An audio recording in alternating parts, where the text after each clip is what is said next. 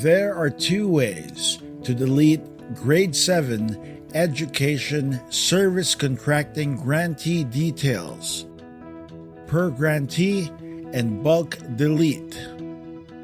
To delete per Grade 7 ESC grantee, click the trash bin icon.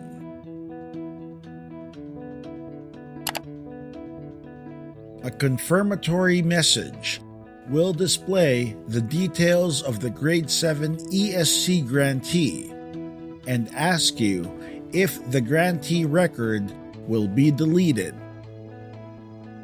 Click Confirm Delete to remove the grantee record, or click Cancel to dismiss the action.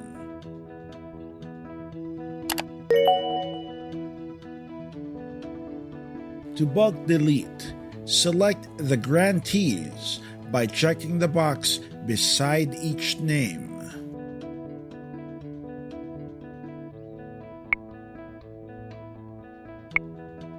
Click Bulk Delete. A dialog box will ask for confirmation of the action. Click OK to remove the grantee records selected, or click Cancel to dismiss the action.